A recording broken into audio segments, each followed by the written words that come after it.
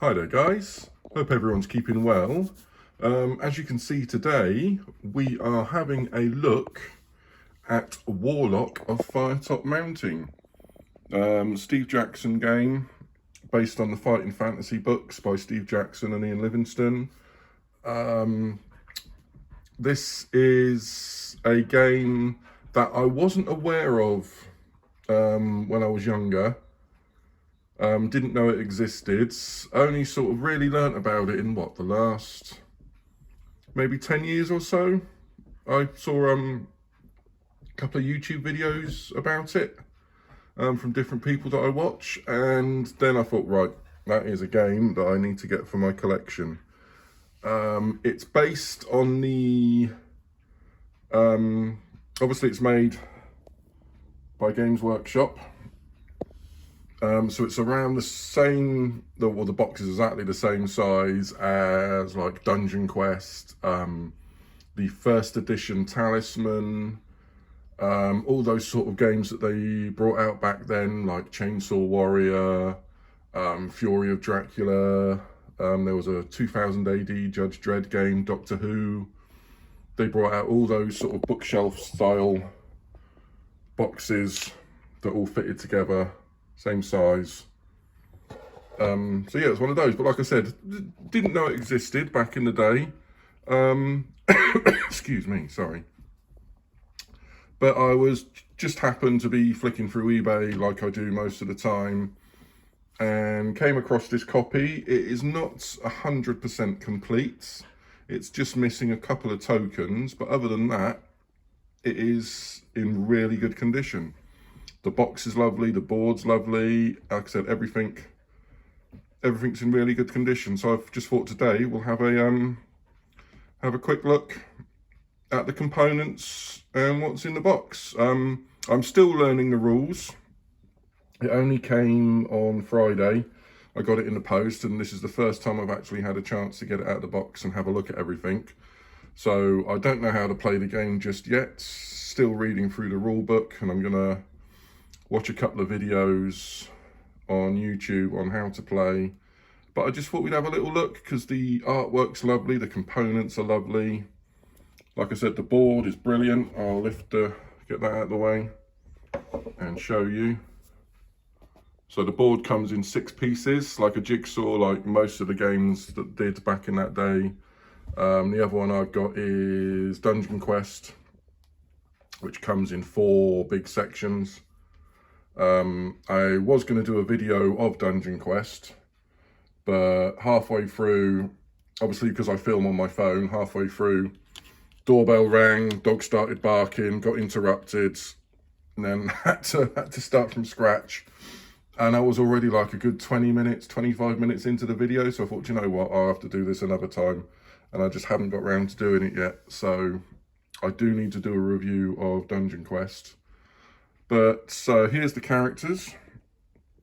You've got your 6 fairly generic sort of fantasy characters. You've got your fighter,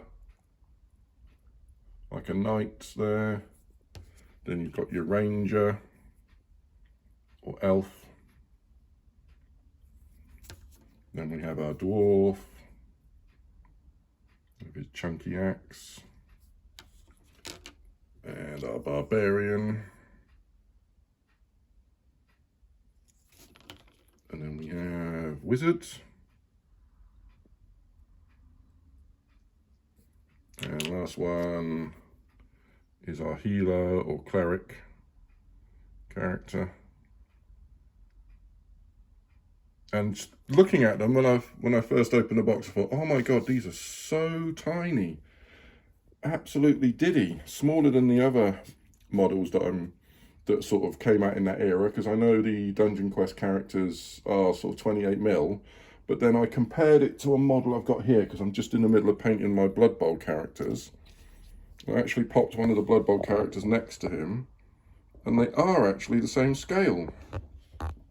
But when you're holding them on their own, they just look so tiny, but compared to the other 28mm models, sort of back in that era, sort of the late 80s, early 90s, they are pretty much to scale. So yeah. So let's just move these guys out of the way. And this is the board.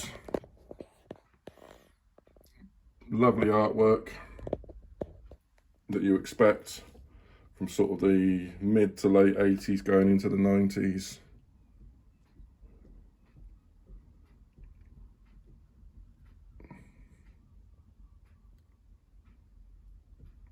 Just have a quick scan across the board. I really do love this type of artwork.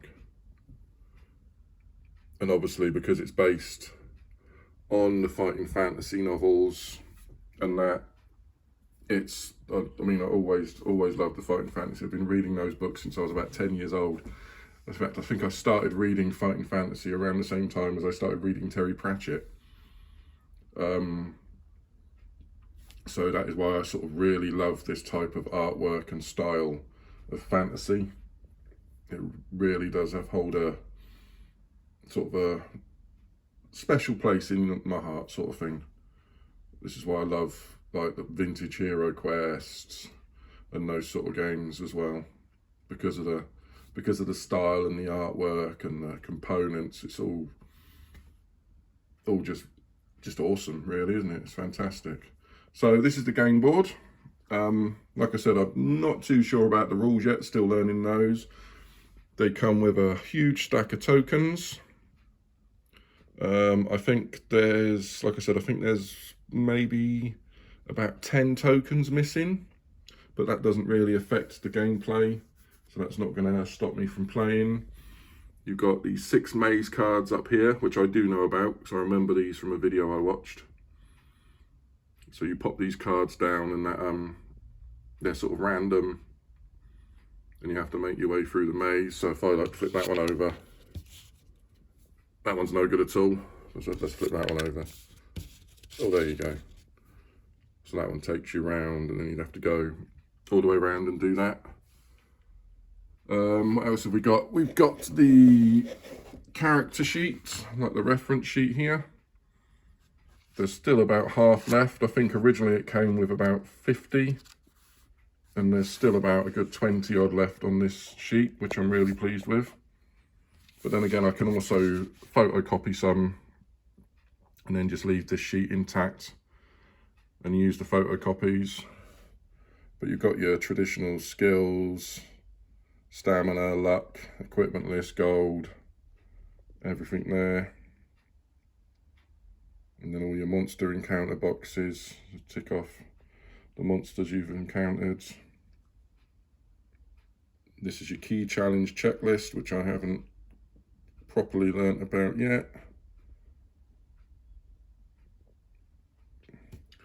And then obviously you've got the rule book, which is the same artwork as the front of the box, but similar style to any other games.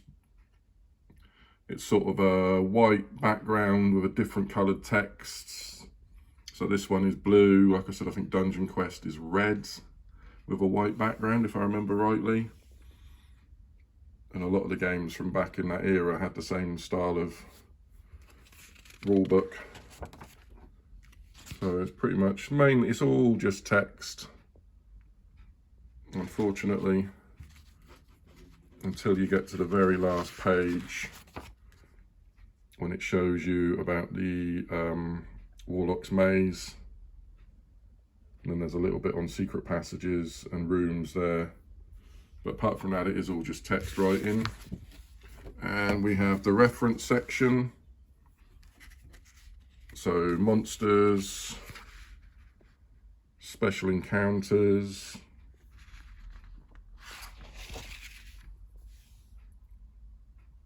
and then you got the treasure cards, just sort of a quick reference sheet so you can go through and see what each item does, or what they're worth, how they help you in the game or not help you in like the monsters and encounters cases. And then on the back here is really cool. This is a advertisement for the other Games Workshop games. So there's Talisman and the expansions. We've got Railway Rivals, Kings and Things. I remember that one. There's the Judge Dredd board game.